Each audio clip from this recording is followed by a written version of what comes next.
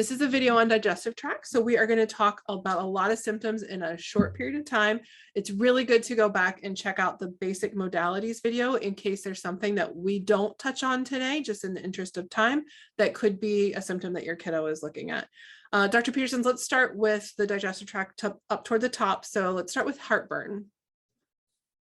Heartburn. So the burning sensation in your chest or a pain sensation after eating. Heartburn can also look like air hunger. And then heartburn can also be regurgitation, right? Where actual food, water, substance comes up into the throat or mouth, right? And where does it go? Very helpful. And what actually comes up? Is it water? Is it food? Is it mucus? And what does it taste like? Is it super foul? And then if you have feelings of nausea or indigestion, right? Where is the nausea? Is it in your stomach? Is it in your chest? Is it in your throat? Is it in your head? And then does the nausea actually turn to vomiting, where you're actually, more expelling things out of the stomach? And then what does the vomit look like? Is it foamy? Is it mucousy? Is it chunky? Is it bloody?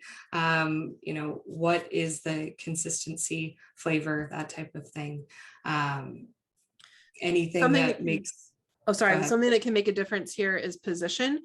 Most people are going to have heartburn in the same position. So telling us what position it is so we can figure out if it's an unusual position that is more beneficial to us. So what position does somebody have to be in? Does it matter if they're moving a lot, running, activity, that kind of thing? How does that impact nausea? Especially like if you have nausea and you feel better from running, that's a pretty useful symptom. So just describing everything that you possibly can around it. What about pains? Let's move on to pains in the stomach. So like cramping, abdominal pain. We want to know where in the stomach it is. Is it in the actual anatomical stomach or is it in the abdomen? So generally I'll start with, okay, point to your belly button. Where is it, above or below? Is it left or right? What is the nature of the pain? What does it feel like? So is this, again, a twisting pain, a cramping pain? Does it feel like there's something alive in your stomach? Oh my gosh, that's such a useful symptom. Does it feel like a bursting pain? Does it feel like just a dull, achy pain? What makes it better? Positions. Does the pain make it so that it hurts so bad you have to bend forward? And if you bend forward, does that make it feel better? Do you have to bend backwards? Does that make it feel better?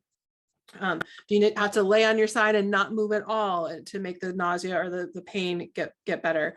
Is there a time of day that the pain tends to be worse?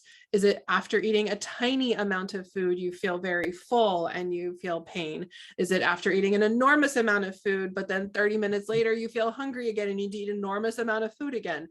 So all of these things can really help us understand more about stomach pains. Let's shift gears a little bit and stay up in that same area. Let's talk a little bit about appetite. So food desires and aversions. Dr. Petersons, do you want to go ahead and talk about that? Yeah. Well, first off, a lot of kiddos have food aversions and are picky eaters. So I think it's important that we differentiate between typical picky eating and actual food aversions or desires. And we're looking for really strong things that they're averse to, like smoked meats or meat in general, or things that they really desire, like, pastries or fish, or the odder it is, the more useful, like olives and lemons and limes can be helpful. Eating things that aren't digestible, chalk, sand, dirt, all of those can be really characteristic symptoms. And so if that's happening, be sure to mention it. Yeah. Thirst can make a difference too. And so if somebody is very, very thirsty, we want to know that. If they're not thirsty at all and you have to like chase them around to take a sip of water, we want to know that. We want to know if they are thirsty for cold water, but not for hot water. We want to know if hot water makes everything better, but cold water makes everything worse. We want to know if they vomit after they have cold water or ice water. We want to know if it's really cold or if it's icy cold, like refrigerator cold or icy cold. These are all things that we want to know as it relates to thirst as well. All right, now to everybody's favorite part, poop. Let's talk about gas, bloating, and poop. So bloating, are you actually distended? Do you just feel gassy? Can you hear it? Can you hear the rumbling in your stomach? Does it feel like a jug of water? Do you feel like after you eat, you can feel bowel movement coming and going through your intestines?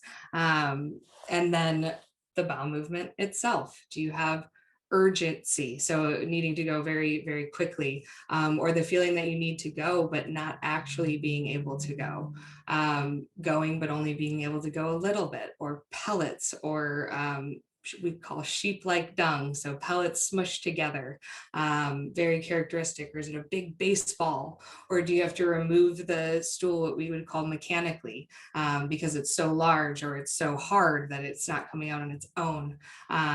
These are all really characteristic symptoms, and there's a lot to be desired in terms of descriptors for stool and what it feels like when you're having a bowel movement. Is there pain? Is there fissures? Perianal rashes, all of those things. Yeah. Even having stuff like odors, right? Is the odor unusual? Does the odor stick to the person? Is there no odor at all? Can you walk into the bathroom and who was there because of how it smells or how it looks? We want to know what like about this person was definitely the one to use the bathroom because of this. And then finally, we oftentimes feel emotions in our guts, right? So you can feel sensations of depression or anxiety or whatever in your stomach, or you might feel it in your abdomen. You might have anxiety and then get really bad diarrhea. So we want to know any type of connection to emotions or other symptoms for that matter, to help us round out the picture of the digestive tract.